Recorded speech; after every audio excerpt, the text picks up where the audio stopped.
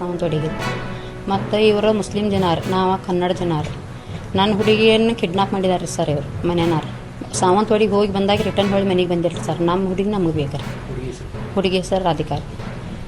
ಒಟ್ಟು ಎಲ್ಲಿದ್ದರೂ ನಮ್ಮ ಹುಡುಗಿ ನಮಗೆ ಬೇಕು ನೋಡಿರಿ ಸರ್.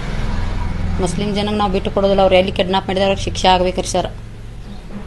ಬಟ್ ನನ್ನ ಮಗಳು ನನಗೆ ಬೇಕು ರೀ. ಮತ್ತು ಅಷ್ಟು ಆದ್ರೂ ಸರ್ ನಾವು ಮೊನ್ನೆ ನೀರಿಗೆ ಹೋಗಿದ್ದೇವೆ ರೀ. ಅಲ್ಲಿ ನೀರಿಗೆ ಹೋದ್ರೆ ಅವ್ರು ಮುಸ್ಲಿಂ ಜನ ಎಲ್ಲ ನಮ್ಮ ಸಮಾಜಕ್ಕೆ ಕನ್ನಡ ಜನಕ್ಕೆಲ್ಲ ಬೇದರ್ ಅವಮಾನ ಮಾಡತ್ತಾರ್ರಿ ಅವ್ರು. ನೀವು ಅಂಥ ಬೇಡ್ರ ಇಂಥ ಬೇಡರ ಅಂತೇಳಿ ಅವಮಾನ ಮಾಡತ್ತಾರೆ ಸರ್.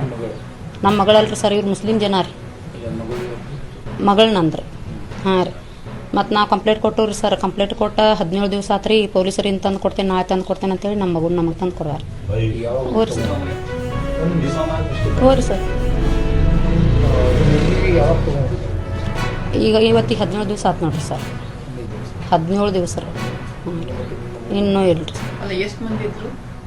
ಅವ್ರ ಮನೆ ಒಳಗೆ ರೀ. ಅವ್ರ ಹಳೆಯ ಅವರೊಂದು ಪೇಜಾವರ ಶ್ರೀಗಳ ಸ್ಮಾರಕ ಆಸ್ಪತ್ರೆ ಉದ್ಘಾಟನೆಗೆ ಬಂದಿದ್ರು. ಪೇಜಾವರ ಶ್ರೀಗಳು 60ರ ದಶಕದಲ್ಲೇ ನಾ ಹಿಂದೋ ಪತಿತೋ ಭವೇತ್, ಯಾವ ಒಬ್ಬ ಹಿಂದೂ ಕೂಡ ಅವ್ರ ಮೇಲು ಕೀಳು ಅನ್ನುವಂಥ ಭಾವನೆ ಇರಬಾರ್ದು ಅನ್ನೋ ದೃಷ್ಟಿಯಲ್ಲಿ ಕೆಲಸ ಮಾಡಿದವರು, ರಾಷ್ಟ್ರೀಯ ವಿಚಾರಕ್ಕೆ ಬೆನ್ನೆಲುಬಾಗಿ ನಿಂತವರು. ಅವರ ಹೆಸರಿನ ಸ್ಮಾರಕ ಆಸ್ಪತ್ರೆ ಲೋಕಾರ್ಪಣೆಗೊಳ್ಳುವ ಸಂದರ್ಭಕ್ಕೆ ಸಾಕ್ಷಿಯಾಗಿ ಅವ್ರು ಬಂದಿದ್ರು. ಆ ಕಾರ್ಯಕ್ರಮದ ಮುನ್ನ ಏರ್ಪೋರ್ಟ್ನಲ್ಲಿ ಸ್ವಾಗತಕ್ಕೆ ನಾನು ಹೋಗಿದ್ದೆ. ಮುಂದಿಂದೇನು ಅಂತ ನಂಗೆ ಗೊತ್ತಿಲ್ಲ.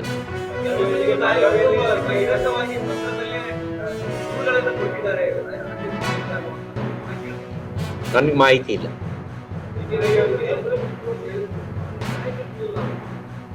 ಹಾಗೇನಿಲ್ಲ. ಈಗ ಬೇಸಿಕ್ಲಿ ನಾವೆಲ್ಲರೂ ಕಾರ್ಯಕರ್ತರೆ.